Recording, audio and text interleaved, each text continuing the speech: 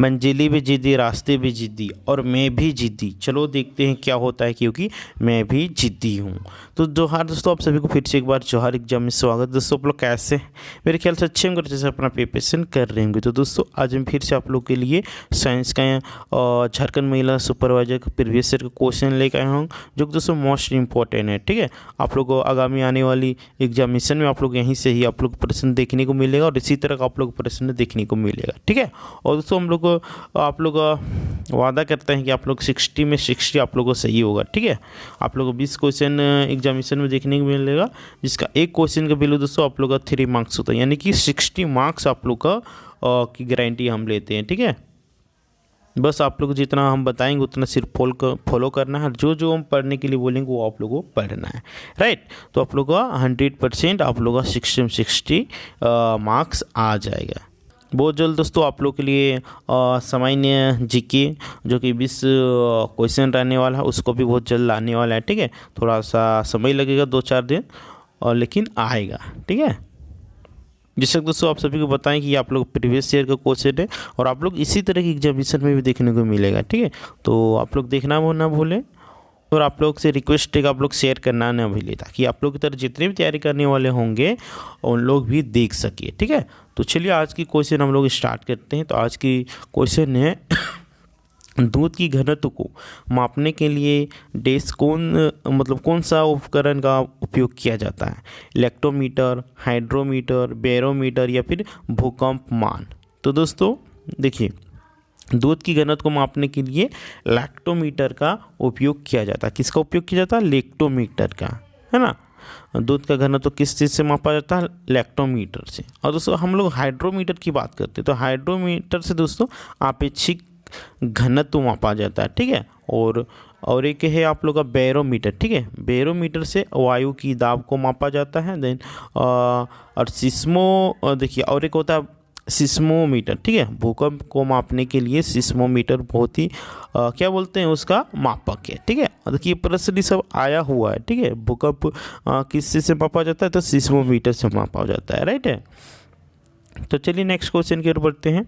Dash से सबसे बड़ी धमनी कौन सी है? बताइए, सबसे बड़ी धमनी कौन सी है? तो दोस्तों सबसे बड़ी मानव शरीर की सबसे बड़ी धमनी है तो वह है महाधमनी, यानी कि ए नंबर ऑप्शन हम लोग बिल्कुल से आंसर हो जाएगा। जो महाधमनी है ये हमारे शरीर की सबसे बड़ी धमनी है ना, और मुख्य धमनी भी है, जो कि आप लोग का हृदय होता है ना, हृदय के आप लोग का बाएं तरफ। ठीक है, बाएं नीलय से आरंभ होता है, यानी कि बाएं नीलय से शुरू होता है।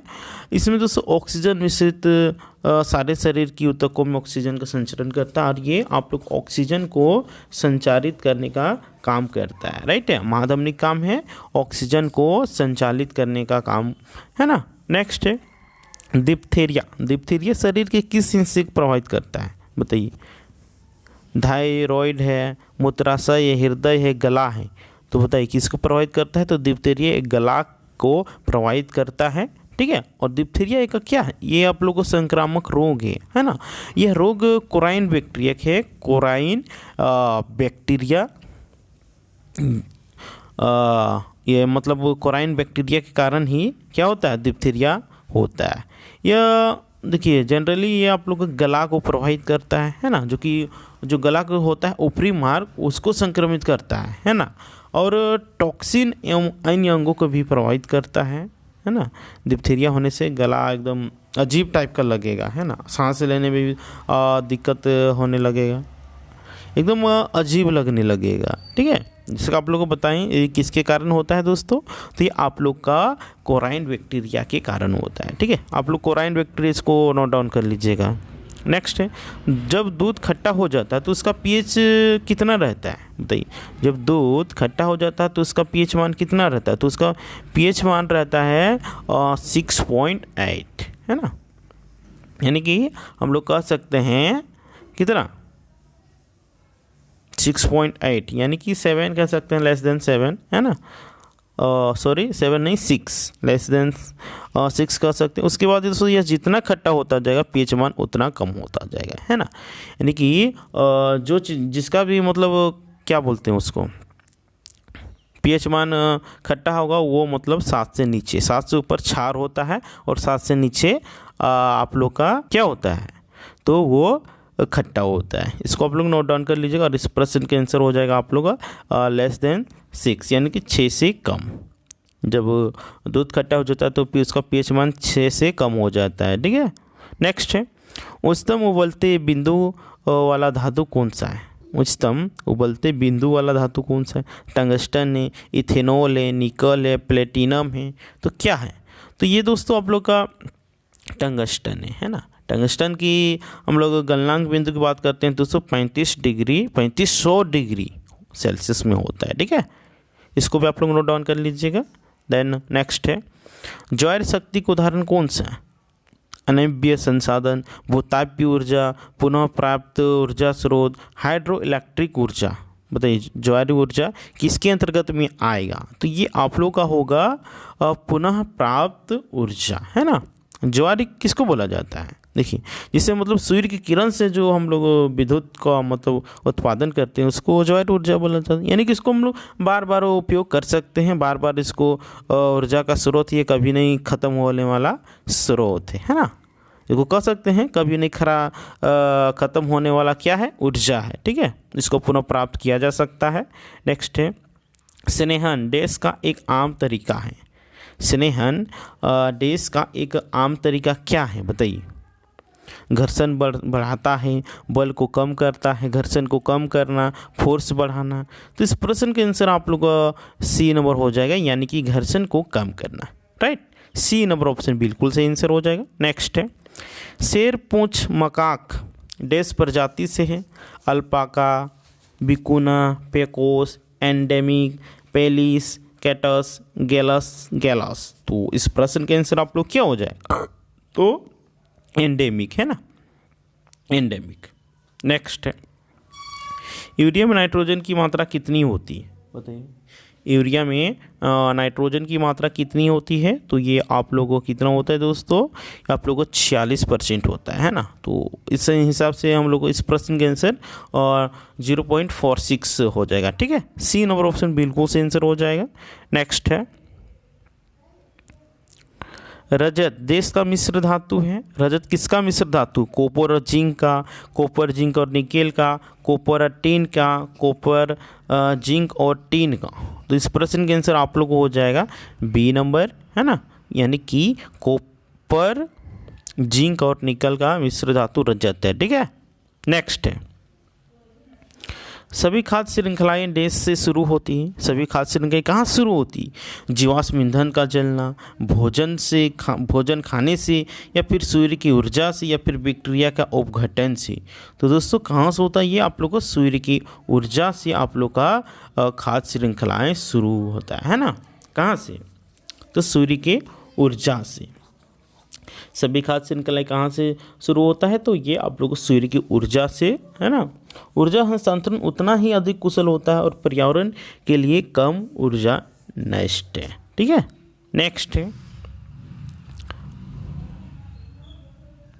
जंगल बनाने के लिए बंजर भूमि पेड़ लगाने के प्रयास को क्या कहा जाता है? बताइए। जंगल बनाने के लिए बंजर भूमि जो पेड़ लगाया जाता है उसको क्या कहा जाता है? वन कटाई कहा जाता है, वृक्षारोपण कहा जाता है, कि वन रोपण कहा जाता है, कि वनीकरण कहा जाता है? तो दोस्तों क्या कहा जाता है बताइए। 4 ऑप्शन दे दिए, आप लोग कमेंट करके बताइए फटाफट, ठीक है। तो दोस्तों आप लोग कमेंट करके बताइए क्या कहा जाता है, बताइए। जंगल बनाने के लिए बंजर भूमि में पेड़ लगाने के प्रयास को क्या कहा जाता है? तो उसको बंजर भूमि में पेड़ लगाया जाता है उसको वनीकरण, यानी कि डी नंबर ऑप्शन हम लोग को बिल्कुल सही आंसर हो जाने वाला है। नेक्स्ट है, शुद्ध पानी का पीएच मान कितना होता है? बताइए। शुद्ध पानी का पीएच मान कितना होता है? 5 होता है, कि 4 होता है, कि 7 होता है, कि 8 होता है? तो दोस्तों शुद्ध पानी के पीएच मान की बात करते हैं तो ये आप लोग का 7 होता है, यानी कि सी नंबर ऑप्शन बिल्कुल करेक्ट आंसर हो जाने वाला है। नेक्स्ट क्वेश्चन है आप लोग का, नेक्स्ट क्वेश्चन, बिग बैंग कितनी साल पहले हुआ था? बताइए, बिग बैंग कितनी साल पहले हुआ था? बताइए 14.7 अरब साल पहले, या फिर 13.5 अरब साल पहले, या फिर 13.7 अरब साल पहले, या फिर 11.7 अरब साल पहले। तो दोस्तों इस प्रश्न के आंसर आप लोगों का सी नंबर ऑप्शन बिल्कुल करेक्ट आंसर हो जाएगा, यानी कि 13.7 अरब साल पहले हुआ था। ठीक है, सी नंबर ऑप्शन बिल्कुल सही आंसर हो जाएगा दोस्तों। ठीक है ना। तो इसका आप लोग कुछ फैक्ट बता देना चाह रहे हैं बिग बैंग के बारे में। ठीक है, देखिए दुनिया के मशहूर, ठीक है, दुनिया के मशहूर वैज्ञानिक जिसका नाम था स्टीफन हॉकिंग ब्लैक होल, ठीक है, और बिग बैंग सिद्धांत को समझाया था, है ना। बिग बैंग सिद्धांत को कौन समझाया था दोस्तों? Stephen Hawking black hole. ठीक है, बिग बैंग थ्योरी ब्रह्मांड की रचना की एक वैज्ञानिक थ्योरी है। इसके अनुसार करीब 14 अरब साल पहले पूरे भौतिक तत्वों और ऊर्जा एक बिंदु में सिमटी हुई थी। फिर इस बिंदु ने फैलना शुरू किया। बिग बैंग कम बम विस्फोटक जैसा विस्फोट नहीं था, बल्कि इसमें प्रारंभिक ब्रह्मांड के कण समूचे अंतरिक्ष में फैल गए और एक दूसरे से भागने लगे, है ना।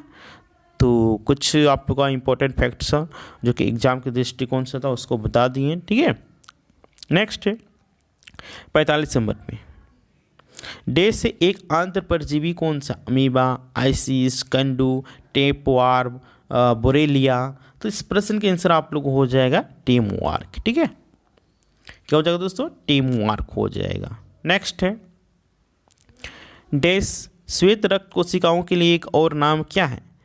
एरिथ्रोसाइट, कल्जरॉन, नाइलॉन, ल्यूकोसाइट्स, माइटोकॉन्ड्रिया। तो इस प्रश्न के आंसर आप लोग को हो जाएगा क्या? ल्यूकोसाइट्स, यानी कि सी नंबर ऑप्शन बिल्कुल करेक्ट आंसर हो जाएगा। आरबीसी यानी लाल रक्त कणिका को ल्यूकोसाइट कहते हैं, ओ सॉरी श्वेत, ठीक है, श्वेत यानी कि डब्ल्यूबीसी को ल्यूकोसाइट कहते हैं। ठीक है, और आरबीसी यानी कि क्या? श्वेत रक्त कणिका को ल्यूकोसाइट कहते हैं। ठीक है, अरे ल्यूको नहीं, एंथ्रियो होगा। ठीक है, एरियोथ्रोसाइट मिस हो रहा है थोड़ा, एरियोथ्रोसाइट्स कहते हैं। ठीक है, और प्लेटलेट्स को कहते हैं थ्रोम्बोसाइट। ठीक है, नेक्स्ट है भारत का पहला यूरेनियम खदान कहाँ है? बताइए, भारत का पहला यूरेनियम खान कहाँ है, यानी कि खदान कहाँ है? टूमेंटन यूरेनियम खान, कोलूर खान, जादूगोड़ा खान, डिगबोई खान। तो इस प्रश्न के आंसर आप लोग को हो जाएगा सी नंबर, यानी कि जादूगोड़ा खान। ठीक है, और ये जादूगोड़ा खान आप लोग का झारखंड में ही है। ठीक है, और ये आप लोग का झारखंड प्रदेश के पूर्वी सिंहभूम जिले में स्थित है, जिसका एक गांव का नाम है जादूगोड़ा, वहीं पे है। ठीक है, यहाँ पे ये खदान 1967 से कार्य यहाँ पे चल रहा है। ठीक है, कब? 1967 से। ये पूरे भारत में बहुत ही विकसित खदान है ना। नेक्स्ट है देश एक तितली के आकार का ग्रंथि है। अंडाशय, थायराइड ग्रंथियाँ, पिनियल ग्रंथि, हाइपोथैलेमस। तो इस प्रश्न के आंसर आप लोग को हो जाएगा थायराइड ग्रंथियाँ, यानी कि बी नंबर ऑप्शन बिल्कुल से आंसर हो जाने वाला है। नेक्स्ट है प्रकाश की घटना के कारण इंद्रधनुष का निर्माण होता है। प्रकाश की डैश है, किसके कारण इंद्रधनुष का निर्माण होता है? परावर्तन अपवर्तन के फैलाव के कारण, या फिर प्रतिबिंब के कारण, या फिर अपवर्तन के कारण, या फिर फैलाव के कारण। तो दोस्तों इस प्रश्न के आंसर आप लोग का ए नंबर आंसर बिल्कुल करेक्ट आंसर हो जाएगा, यानी कि परावर्तन अपवर्तन के फैलाव के कारण। राइट, नेक्स्ट है हम आज की लास्ट क्वेश्चन की बात करते हैं। तो आज की लास्ट क्वेश्चन में है आप लोग का परमाणु ऊर्जा पैदा करने के लिए डैश एक उपकरण क्या है? परमाणु ऊर्जा पैदा करने के लिए क्या आवश्यक है? Crucible, Florence, flask, reactor, beaker. तो इस प्रश्न के आंसर आप लोग क्या हो जाएगा? तो आप लोग का सी नंबर हो जाएगा, यानी कि रिएक्टर। ठीक है, क्या जाएगा दोस्तों? रिएक्टर। तो दोस्तों ये वीडियो आप लोग कैसा लगा कमेंट करके बताइए। ठीक है, और जैसा भी लग रहा है आप लोग कमेंट करके बताइए। ठीक है, उससे मेरे को क्या होगा? एनर्जी मिलेगा और आप लोग को बेस्ट देने को प्रयास करूँगा। ठीक है, और दोस्तों आप सभी से एक रिक्वेस्ट रहेगा कि आप लोग कमेंट करके बताएं आप लोग कौन कौन सी स्टेट से है। ठीक है, और अपना सिटी का नाम भी मेंशन कर दीजिएगा। ठीक है, और अपना साथ में वहाँ पे नाम भी मेंशन करके बता दीजिएगा, ताकि पता चलेगा कि आप लोग कहाँ कहाँ से तैयारी कर रहे हैं और और कहाँ कहाँ से इस वीडियो को देखा जा रहा है, ठीक है। इससे पता चलेगा दोस्तों। तो आप लोग से रिक्वेस्ट है कि आप लोगों इस जो बोल रही हैं वो आप लोगों कमेंट करके बताइएगा, ठीक है। और दोस्तों बहुत सारे लोग कहते हैं कि हमारा किस्मत साथ नहीं देता है, साथ नहीं देता है। तो किस्मत क्यों साथ देगा? समय पे आपका परछाई भी साथ छोड़ देता है, तो किस्मत क्यों साथ देगा? किस्मत साथ उसी को देता है जो मेहनत करता है, जो घर से निकलता है, उसी को किस्मत साथ देता है कि नहीं। इंसान घर में ही रहता है और बोलता है कि मुझे ये चाहिए वो चाहिए, तो ऐसा कभी पॉसिबल नहीं है। अगर आपको मंजिल पास जाना है तो आपको मंजिल पास आपको चल के जाना ही होगा। कोई भी शिक्षक आपको सिर्फ राह दिखा सकता है, आपको चल के नहीं दिखा सकता है, ठीक है। बताएगा कि बाबू ऐसे जाओ और तुमको यहाँ से सक्सेस यानी कि सफलता मिल जाएगा, वो चल के नहीं दिखा देगा, बस वो रास्ता बता देगा। उसी तरह इसमें भी है, ठीक है। तो आप लोगों को बस लगे रहना है, तैयारी करते रहना है, ठीक है। ये नहीं बोलना है कि हमसे ये क्वेश्चन सही नहीं हो रहा, ये नहीं हो रहा, मेरा किस्मत साथ नहीं दे रहा, एग्जामिनेशन नहीं निकल रहा, तो ऐसे नहीं सोचना है। क्योंकि फिर से बता रहे किस्मत उसी के साथ देता है जो मेहनत करता है। देखिए आप भी देखिएगा कि कुछ करिएगा तभी आप लोग का मम्मी पापा साथ देंगे। अगर कुछ कीजिएगा ही नहीं, बोलिएगा खाली झूठ मूठ के बोलिएगा ये करेंगे वो करेंगे, तो कभी साथ नहीं देंगे, है ना। और देखेंगे कि आप सफलता की ओर जा रहे हैं तो आपको सारा आदमी साथ देगा, ठीक है। इसलिए सही चीज़ कीजिए और अच्छी तरह से मेहनत कीजिए और अच्छी तरह से पढ़िए, ठीक है। तो ठीक है दोस्तों, फिर मिलते हैं नेक्स्ट वीडियो में। तब तक टाटा बाय बाय, जोहार।